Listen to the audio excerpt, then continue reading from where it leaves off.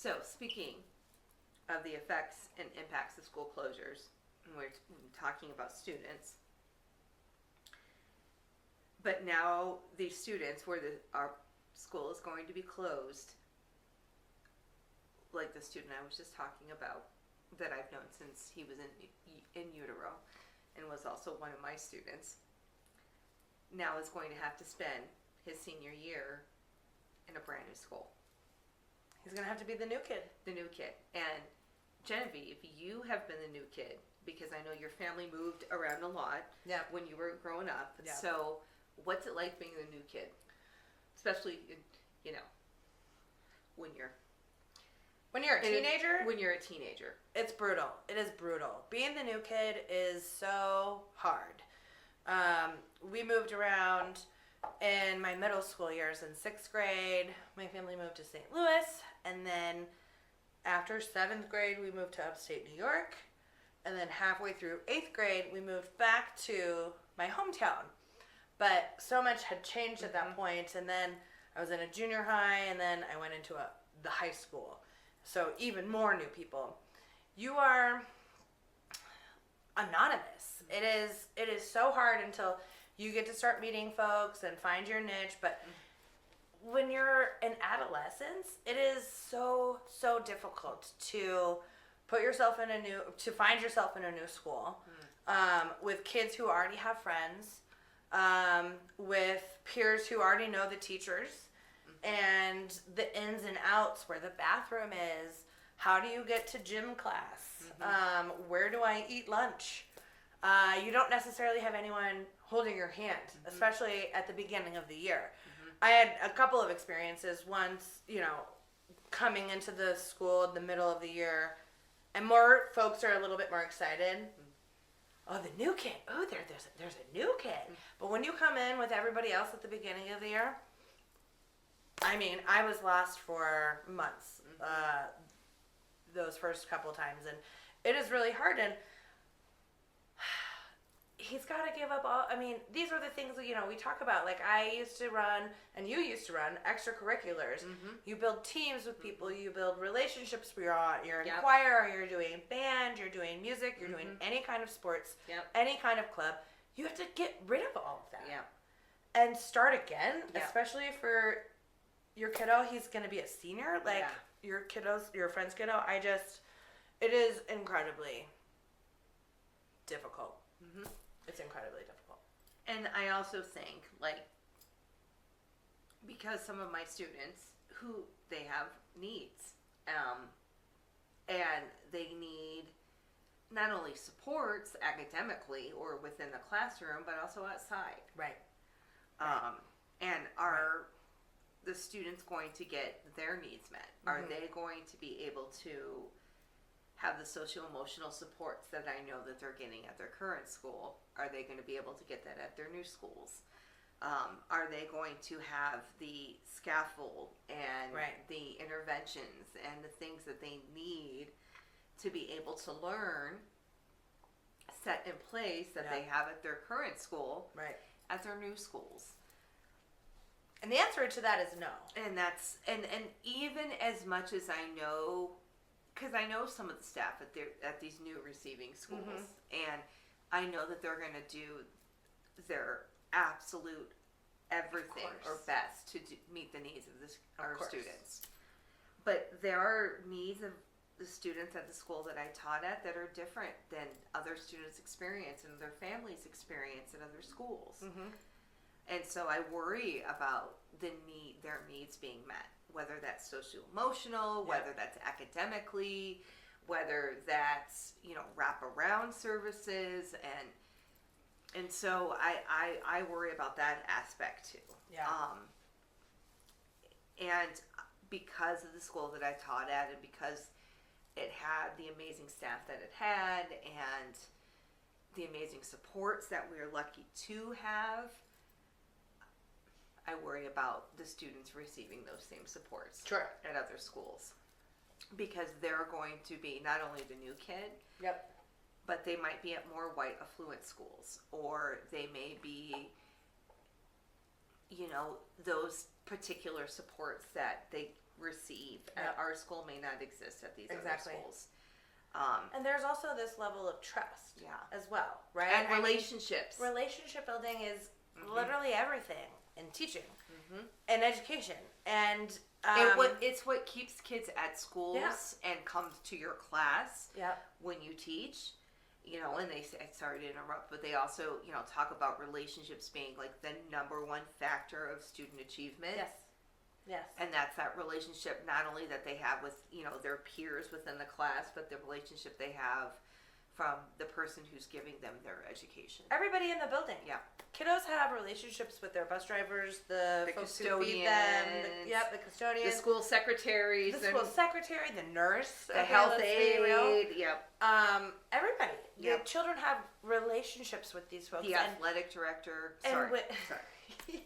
and Coaches. when they come to school, that is part of why they, like you said, like why they come is these extracurriculars, the music, the arts, that special the bond athletic with activities.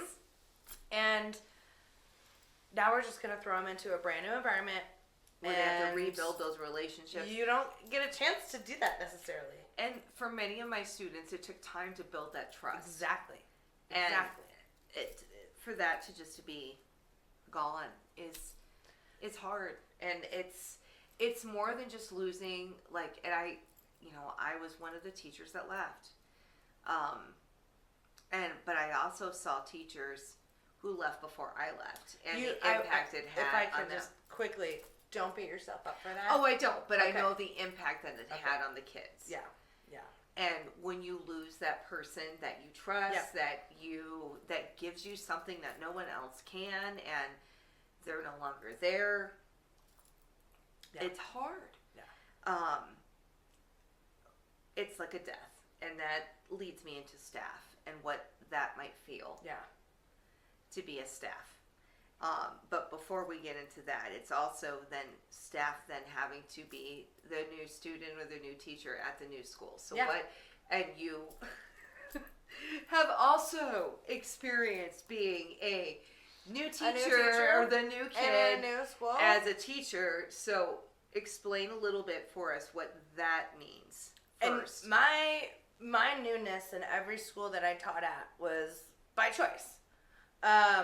I never, because I got laid off and I chose to just be done. Because I taught at the same school for my entire career, so I never experienced this new school, like being a new teacher at a new school. Yeah. So I'm sorry to interrupt. Don't interject. No, I didn't mean to interject, but please continue. I find in my journey through education that teachers tend to act somewhat to the age level that they teach. It's true. So as a high school teacher, I came into new buildings and there were cliques and there were folks who were ready to embrace or help out, and there were people who were just not ready to do that. And it's like being a new student too. I'm like, where do I go to the bathroom? Right. How do I make where do I make copies? Where's the teacher's lounge? How can I turn on this big monstrosity that's like a new technology for me? I don't even know how to log in. Well, I remember one of the things that strikes me that I remember the most when you switch like districts is like, when you had to like take attendance. It was brand new. And like having to post things differently. Yep. And not using the same A whole new technology platform. or the platforms that you were used to or that you used in your other districts. And let me tell you, if you are a teacher and you have to switch from something like using Google Classroom all the time to switching to something like Schoology, that is traumatic. It was. It was. It was. Sorry to interject. No, I very much appreciate that, because also I wouldn't have thought of that. Rhiannon Bestie mode was there for me through all of that. And it is, it's traumatic. Well, and then even systems within the school Yep. or systems within the district. I mean, you had a whole different evaluation system. Oh, girl. I was evaluated by a peer. and my last district, which was unheard of to me in anything that made sense ever, especially as union, working with folks all over the country and hearing stories from everywhere. I was That makes me evaluated want by to the peer. drink. Remember the trauma you experienced. Sorry. Can you imagine being evaluated by a peer? It's just... Especially by someone who hates you or thinks that they're better than you. Like, hell to the no. Like, that is, it's like strategic, what is it? What did they call it? Strategic comp? Yeah, strategic comp, which could be its own episode, but it's the same thing. You are evaluated by your peers, and they get to decide. These are the legal binding documents, you know, based on our teacher effectiveness. So, thank you, Senate Bill 191. Which we'll discuss in a second, but go on, sorry.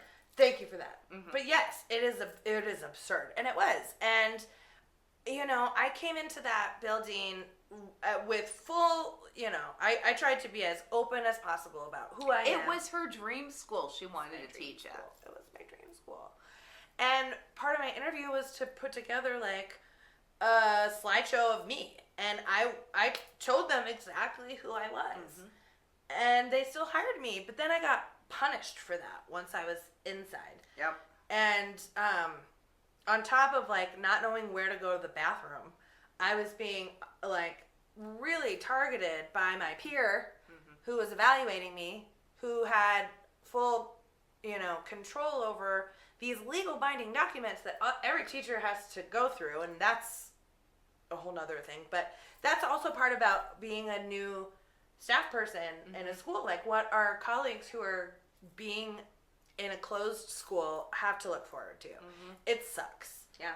It fucking sucks. It's Sorry, friends. I hope none of you experience it as bad as I did, and I hope you don't experience anything bad. But like, the matter is that the potential is there, and none of our colleagues who have to go back on Monday or today, who went back today, deserve to have in their heart and their gut, as they are forced to finish the semester, knowing that their future is just not going to be the same. Hangs on this one person who may have an issue with you, or doesn't like the way you do something, or just is a petty bitch. I'm sorry. I'm going to say it. Cheers. You said it, not me. And damn it, I will say it. And I will say it because she was absolutely abused. It was absolutely awful. It was awful. And thank God you're no longer in that situation. Yeah, the layoff that I got. So our colleagues, you know, at Rhiannon's school, our friends and people in these other schools in that district who are going through this right now, got that news pre-break. I got my layoff in early February, I think. So I at least got to enjoy this time and space in between, you know, hell and hell. It was more like hell in the unknown. Yeah. And now but they have to start the year with that knowledge, and my heart goes out to you. I am sending you so much light and love, and like forceful power that you can do whatever you want. Yep. You don't have to stay in this profession. If it feels not right for you, being put into a new school, there are other options. There are. And that's something we're discovering as two recovering teachers. But not only being a new colleague and new students and new parents and new community and new systems, new commute, new commutes, like all of that. Oh, I'm 10 minutes late. Sorry. Whoops. There is this also very ugly piece of school closures for staff, and it's called mutual consent. And that is all thanks to Senate Bill 191. Well, just a little quick background, right? Because Senate Bill 191 is legislation from the Democratic for Education Reform community. We call them DFERS. And basically they want public school money to go to charter schools. Yep. And Denver DPS has been sort of the, I don't know, brainchild, the ground The that they tried. touchstone, the model. And so what this bill does is that it takes money from public schools, gives them to charter schools, but doesn't allow the charter schools to organize or have unions.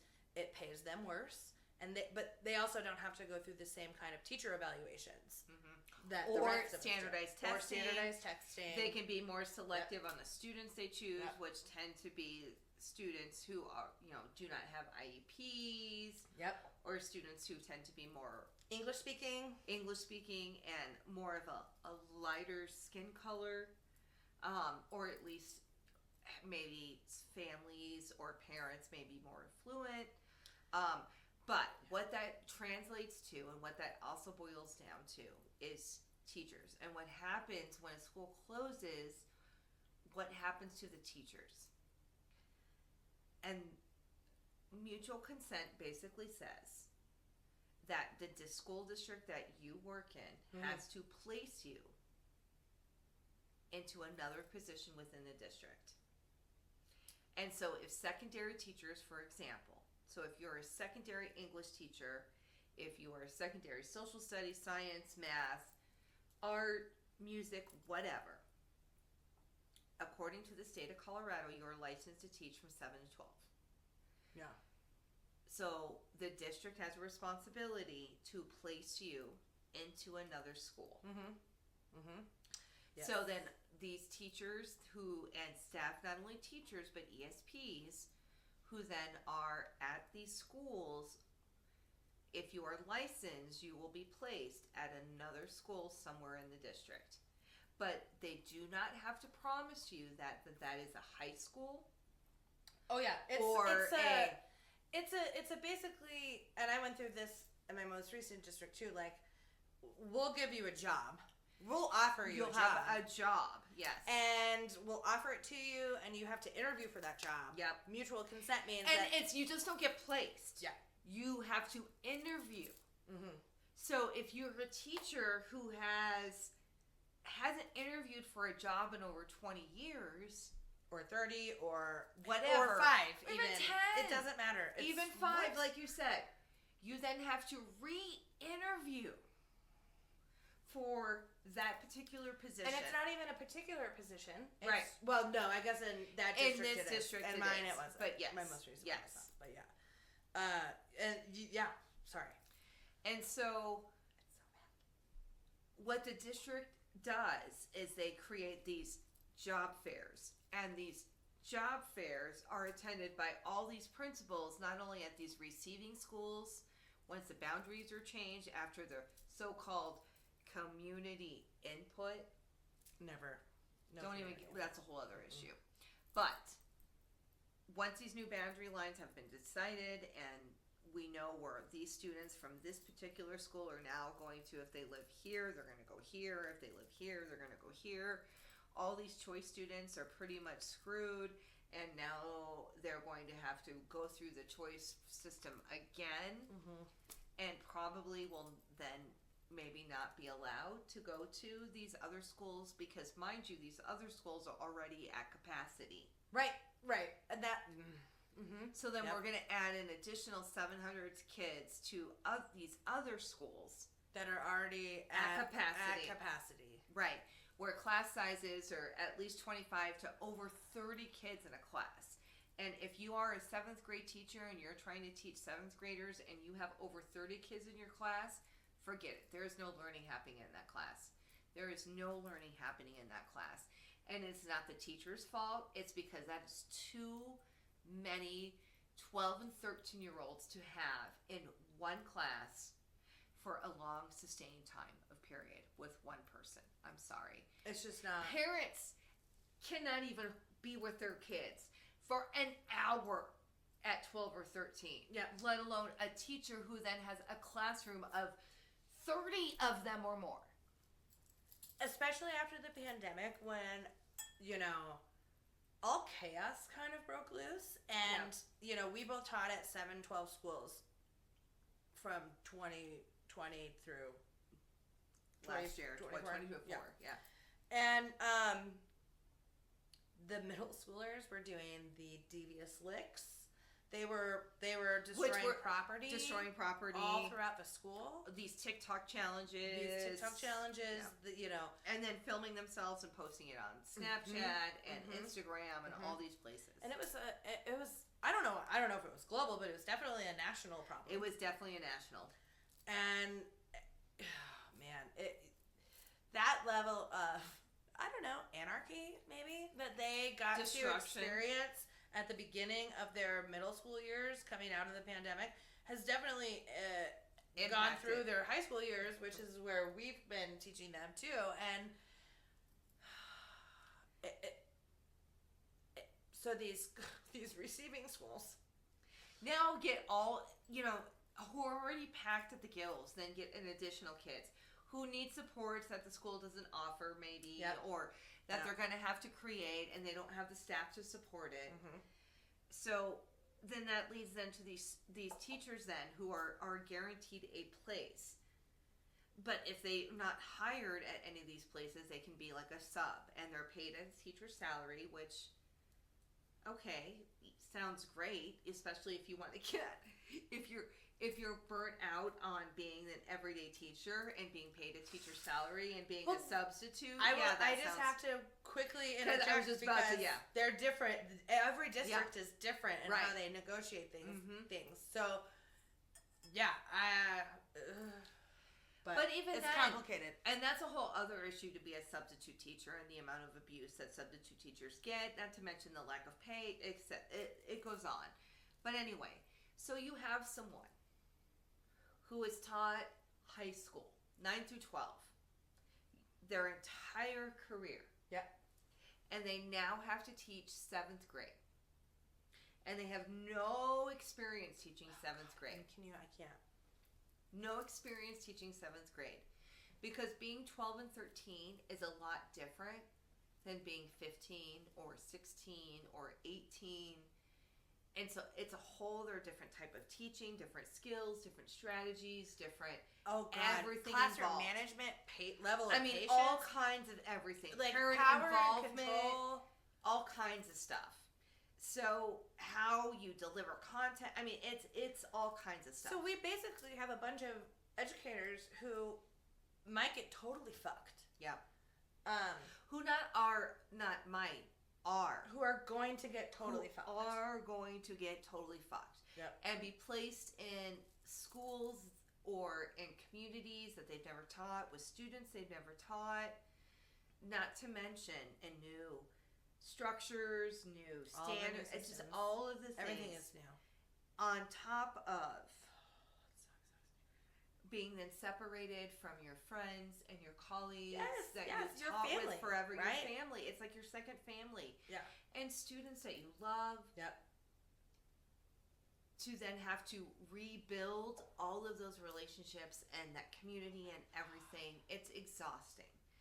And then it's also hard. It adds a whole other level of stress and workload and emotional intelligence and labor and just everything. And secondary trauma too, because it now that you learn, because we said, every school is a microcosm of the immediate community. Mm-hmm. And there's trauma everywhere, especially since the pandemic. So now you have to go into a new situation and process not only your trauma, your secondary trauma from the last school, you have to process your secondary trauma that you're going to receive from this new school. Yep.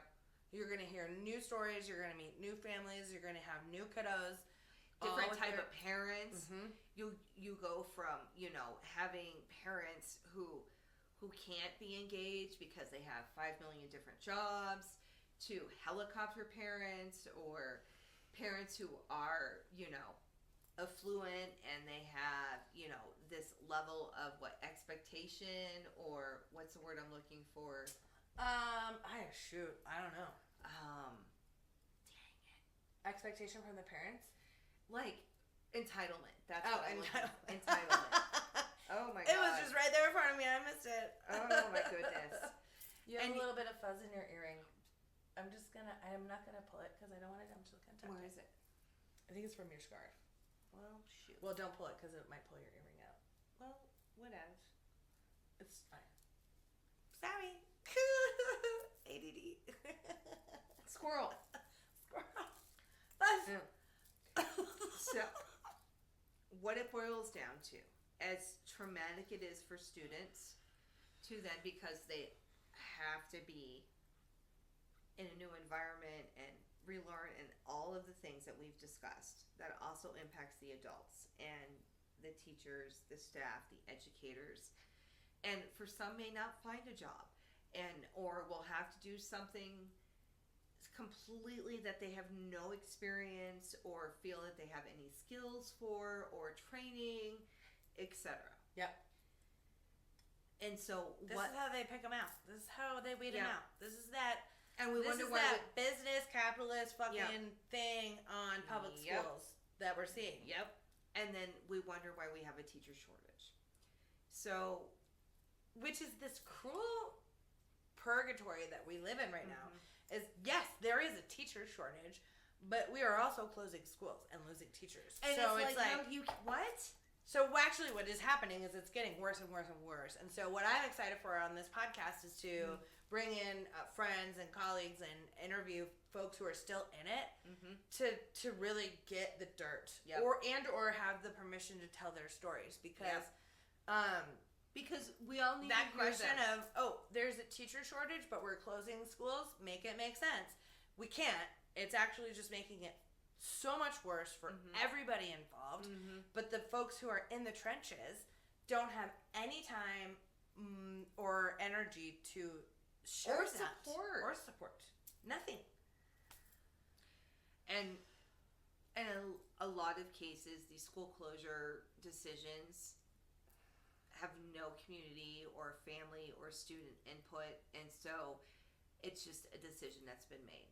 And so there's no fight that can be made. There's no, it's like gonna happen. And so it breaks my heart for the amount of trauma and pain and sadness that this and just absolute chaos this is going to do to that community and the students and the staff that are in that school. And the amount of work and pain and just energy that they're going to have to expend, not only for the rest of the year, but then also to be in a new school, a new community, to find a new job, to be these caretakers for the next 5-6 months of their colleagues, their students, the community. Also having to find another job for the following year. Right. And so school closures, when you try to apply a business model to schools, it doesn't work because schools are not businesses and they never will be. Public education cannot be run as a business. Charter schools are hoping to be, and so are private schools. But public education cannot be run as a business. No. I've been fighting the fight of, and have been threatened of the closure of the school for years. Years. From since I was a student at that school.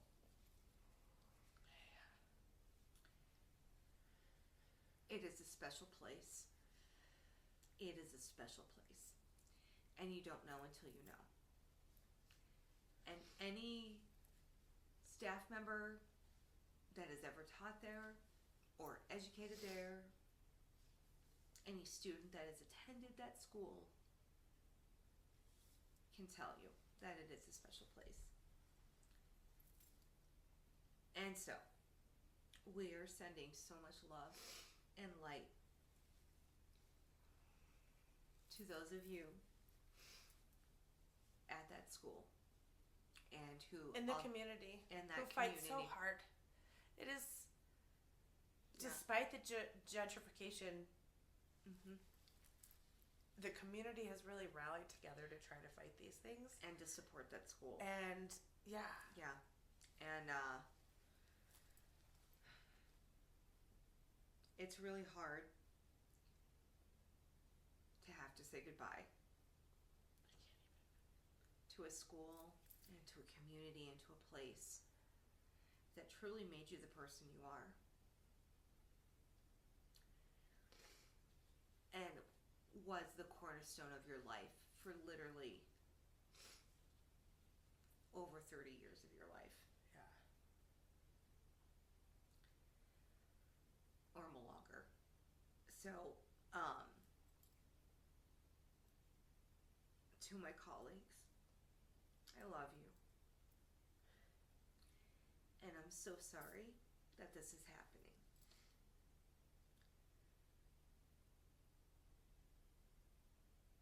But you all are strong and warriors, and you're going to be able to fight and begin anew.